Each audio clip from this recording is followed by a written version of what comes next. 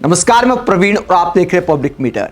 दोस्तों, वीडियो में बात करेंगे कि विपक्षी नेताओं ने क्यों आरोप लगाया है योगी सरकार पर कि मुख्य चुनाव आयुक्त की बेटी मेधा रूपम को बचा रही है योगी सरकार।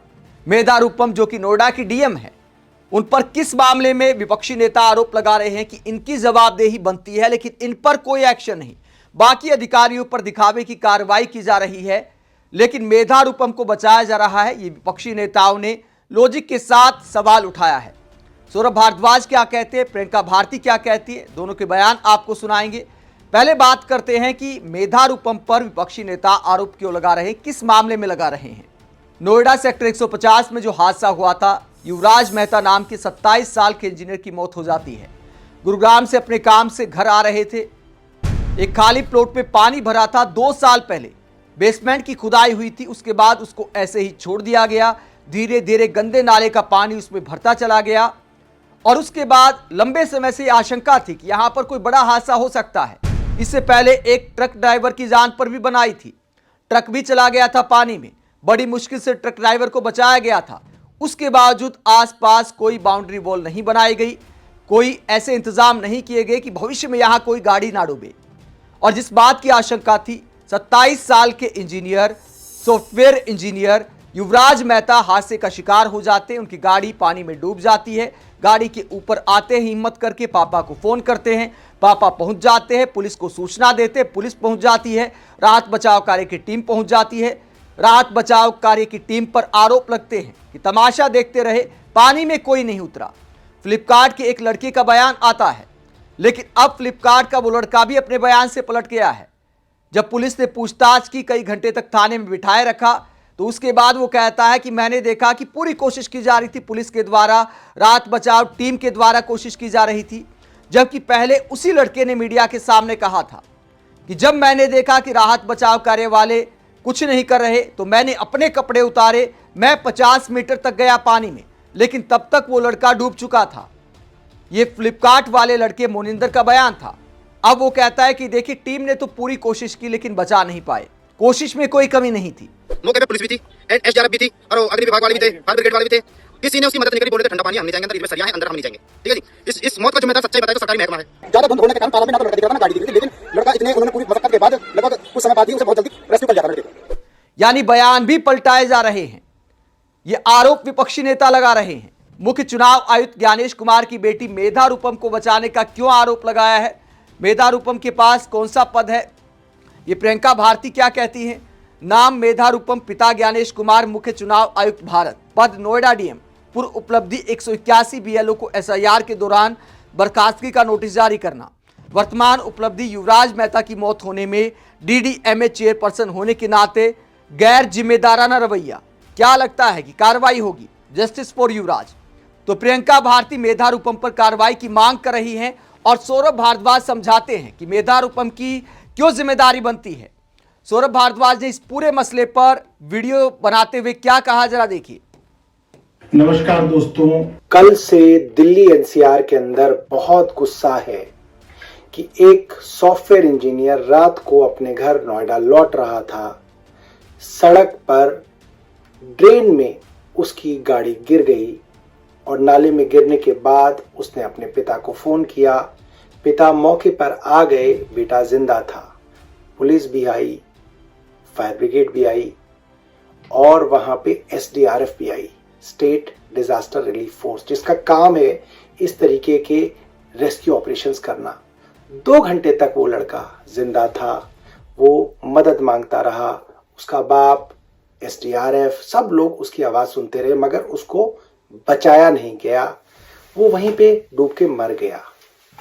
एसडीआरएफ और आसपास के लोग और विटनेस बताते हैं कि वहां पे जो जवान उसको बचाने आए एसडीआरएफ के, वो पानी में नहीं कूदना चाहते थे क्योंकि पानी बहुत ठंडा था और पानी में शायद सरिये थे। सवाल ये आता है कि 2 घंटे तक तमाम एसडीआरएफ और फोर्सेस के सामने वो लड़का चिल्लाता रहा और नाले में से हमारी फोर्सेस उसको नहीं बचा पाई।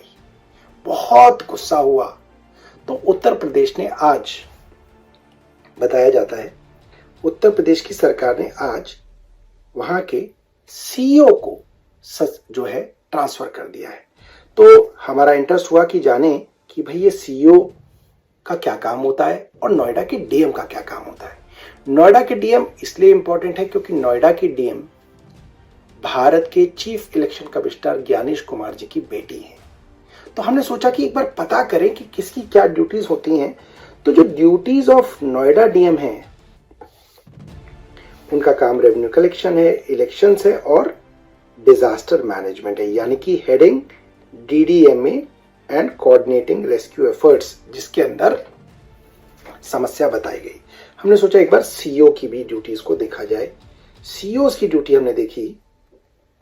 सीईओ की ड्यूटी नोएडा में urban development, infrastructure projects, land management, municipal functions. बिल्कुल इंफ्रास्ट्रक्चर प्रोजेक्ट की खामी थी, गलती इनकी भी है। मगर एसडीआरएफ किसके अधीन आती है, मेरे दिमाग में सवाल था।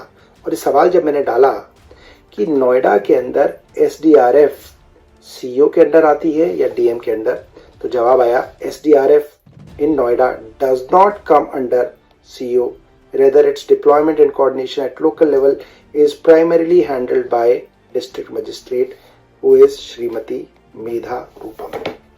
तो अब मेरे मन में सवाल ये आता है कि जब ये काम डीएम का था, मेधा रूपम जी का था, तो ट्रांसफर जो है सीईओ को क्यों किया जा रहा है? क्या सिर्फ इसलिए तो नहीं कि मेधा रूपम के जो पिता हैं वो भारत के चीफ इलेक्शन कमिश्नर हैं ज्ञानेश कुमार जी, जो कि एक पावरफुल ब्यूरोक्रेट हैं, सरकार के बहुत करीब हैं और भारतीय जनता पार्टी की मदद करने के आरोप उनके ऊपर लगते रहे हैं। इसलिए उनकी बेटी को बचाने के लिए सीईओ को ट्रांसफर तो नहीं किया जा रहा? ये सवाल मेरे दिमाग में था, आप भी सोचिएगा।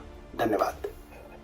तो यहां पर सौरभ भारद्वाज साफ तौर पर आरोप लगाते हैं कि डीएम को इसलिए बचाया जा रहा है, मेधा रूपम को इसलिए बचाया जा रहा है क्योंकि वो ज्ञानेश कुमार जी की बेटी है, भारत के मुख्य चुनाव आयुक्त की बेटी है। तो योगी सरकार उन पर कार्रवाई की बजाय सीईओ पर कार्रवाई करती है। और तबादला होने से आखिरकार होता क्या है? तबादला तो वैसे भी 2-3 साल में होता रहता है। अब तक इस मामले में क्या एक्शन हुआ है? युवराज मेहता की मौत के मामले में जो गाड़ी इस पानी में डूब गई थी, इस मामले में क्या एक्शन हुआ है? यूपी के सीएम योगी आदित्यनाथ ने घटना पर संज्ञान लेकर 3 सदस्यीय एसआईटी गठित की है, जिसे 5 दिन में अपनी रिपोर्ट देने के निर्देश दिए गए हैं। नोएडा अथॉरिटी के सीईओ लोकेश एम को पद से हटा दिया गया है। इसे प्रशासनिक जवाबदेही की दिशा में बड़ा कदम बताया जा रहा है। हालांकि विपक्षी नेता कहते हैं मेधा रूपम की सबसे बड़ी जवाबदेही बनती है क्योंकि डिजास्टर मैनेजमेंट का काम उन्हीं के अंडर में आता है। तो एसडीआरएफ की टीम ने क्यों नहीं बचाया? तो मेधा रूपम पर कार्रवाई क्यों नहीं? नोएडा अथॉरिटी के ट्रैफिक सेल के जेई नवीन कुमार को तुरंत प्रभाव से निलंबित किया गया है। केस से जुड़े अन्य अधिकारियों को कारण बताओ नोटिस जारी किए गए हैं और जांच रिपोर्ट के आधार पर आगे की विभागीय कार्रवाई की बात कही गई है। तो मोटे तौर पर 2 लोगों पर एक्शन हुआ है, जेई नवीन कुमार और सीईओ लोकेश एम। इसके अलावा बाकी किसी पर एक्शन नहीं हुआ है। दोस्तों, नोएडा का यह मामला यह भी सवाल उठाता है कि हमारी सरकारों की प्राथमिकता क्या है। युवराज मेहता को अगर हेलीकॉप्टर का इस्तेमाल किया गया होता तो क्या बचाया नहीं जा सकता था? यही योगी सरकार कांवड़ियों पर फूल बरसवाती है, तमाम डीएम की ड्यूटी लगाई जाती है, लेकिन आम आदमी की जिंदगी बचाने के लिए क्या दिल्ली एनसीआर में 2-3 हेलीकॉप्टर का इंतजाम भी हम नहीं कर सकते? 2-3 हेलीकॉप्टर क्या अलर्ट पर नहीं रखे जा सकते कि कभी भी जरूरत पड़े तो 15 मिनट के अंदर कहीं पर पहुंच जाए? दिल्ली एनसीआर में अगर कोई हेलीकॉप्टर कहीं से भी उड़ान भरता है तो 20-25 मिनट में कहीं भी पहुंच सकता है। तो क्या आम आदमी की जिंदगी बचाने के लिए या किसी वीआईपी की जिंदगी भी बचाने के लिए ऐसा इंतजाम हम नहीं रख सकते? भारत इतना बड़ा देश है, कहा जाता है हम इतने ट्रिलियन की इकोनॉमी बन गए, विश्वगुरु बनने जा रहे हैं। तो आम आदमी की जिंदगी बचाने के लिए क्या इस तरह की इंतजाम हम अलर्ट पर नहीं रख सकते? कावड़ियों पर फूल बरसवा सकते हैं हेलीकॉप्टर से, लेकिन युवराज मेहता जो गाड़ी पर खड़े थे, कहा जाता है कि 2 घंटे तक बचने की कोशिश करते रहे। तो क्या उन्हें हेलीकॉप्टर से नहीं बचाया जा सकता था? अगर मान लीजिए एसडीआरएफ के लोग डर भी रहे थे, सरिया था, ठंडा पानी था, पहली बात तो ट्रेनिंग इस तरह की होनी चाहिए कि ऐसे लोगों को डर ना लगे। दूसरी बात, अगर किसी कारणवश वो लोग नहीं भी उतर सकते थे पानी में, तो हेलीकॉप्टर से क्या नहीं बचाया जा सकता था? क्या इस तरह के इंतजाम हमारी एसडीआरएफ की टीमों के पास, हमारे पुलिस प्रशासन के पास, हमारे डीएम के पास नहीं होने चाहिए? आप इस पूरे मसले पर क्या सोचते हैं? कमेंट बॉक्स में अपनी राय जरूर दें। साथ ही चैनल को सब्सक्राइब भी करें। नमस्कार।